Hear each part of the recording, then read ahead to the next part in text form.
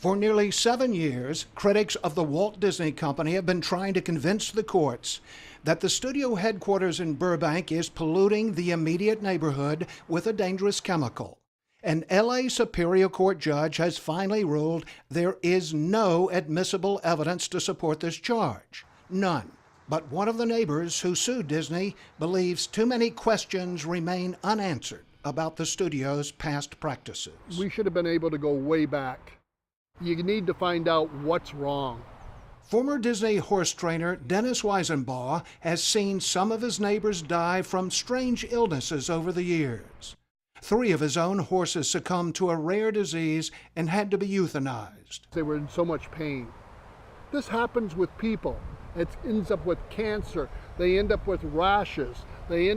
Something is causing this. Weisenbaugh believes one possible cause is a chemical called chromium-6. Government studies show it's been found in the soil of Pollywog Park, which stretches from the Disney studio to Weisenbaugh's own backyard. Something drastically is wrong with the Pollywog. If you saw the movie Erin Brockovich, you know that chromium-6 was the invisible arch-villain. It's a cancer causer, according to federal and state regulators. In the real-life Erin Brockovich story, a legal researcher found that chromium-6 had leaked from industrial air conditioning systems in Hinckley, California, and had contaminated the environment. Did the same thing happen with Disney in Burbank? Yes, absolutely.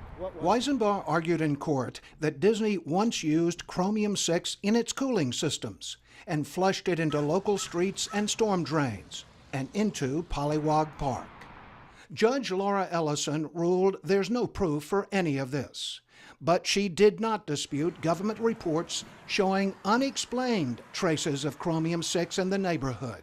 We have a 2009 and 2011 test, all indicating that chromium-6 is all over the place. Ron Baumier headed up Weisenbaugh's legal team and still worries about the chromium-6 found in the area. The problem is the levels by most experts are too high to do that. 3 years ago, this government-sponsored study found chromium-6 in 70% of the test locations in Pollywog and on the studio lot. They dug 127 well sites, and in 97 of them they found chromium-6, 4 at very high levels. Baumier says chromium-6 is man-made and wouldn't just pop up spontaneously in Disney's neighborhood.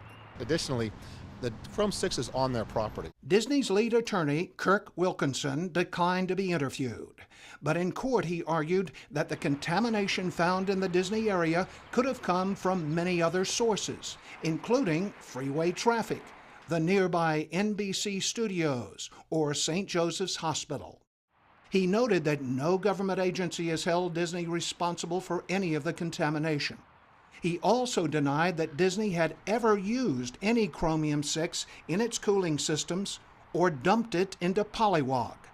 But he did admit that the chemical had been used for other more limited purposes on the studio lot up until 1994 and released into a sanitary sewer. Disney has admitted using chromium-6 in their facility for a variety of things.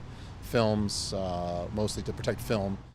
Disney has also conceded to the U.S. EPA in this report that its cooling systems have never been routinely tested for chromium-6. It's also acknowledged that its early air conditioning equipment used groundwater as a coolant.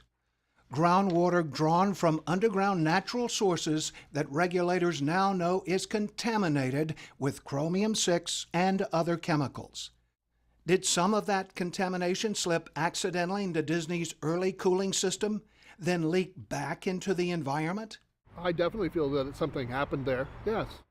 For technical legal reasons, Judge Ellison excluded from the recent trial much of the evidence relating to such issues, depriving Weisenbaugh and his lawyers of some of their key arguments. Their case was further weakened when it was discovered their principal researcher, William Dunlap, had been sanctioned by a federal judge for allegedly circulating forged documents about the case. Dunlap is appealing the sanction and would not be interviewed for this story. Weisenbaugh thinks this episode tipped the scales against his own chances in court. Unfortunately, there were some things that happened, and I don't want to point fingers at anyone, that shouldn't have happened during that case.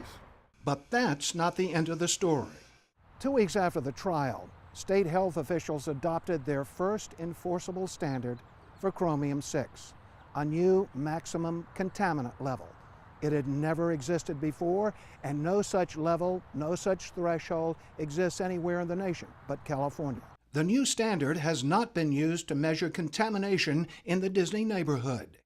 If it were, Weisenbaugh and his lawyers are convinced it would show that the chromium-6 here is far more serious than was acknowledged in court. You can't have any of it. You can't have small amounts of it. You can't have any of it. Infinitesimal amounts are not allowed. Tell me what you think needs to happen. You said new studies. There needs to be new tests. There needs to be somebody out there that really believes that something's going wrong, and they need to follow through with it and start all over again. Do you think that Disney himself, Walt Disney, would have been part of an effort to get this resolved right away, even if they weren't responsible? Beyond a shadow of a doubt. You could walk up to him and you could talk to him about it. It wouldn't be a lawsuit going on for 7 or 8 years. They would have found the answers. What's been the impact on you personally of this case? I mean, it must have taken a toll. Originally, when I lost the horses, it was devastating. It's very hard. It's really, your dreams have gone. Everyone in this area, including Disney, should want to find out what's going on. That's the main thing.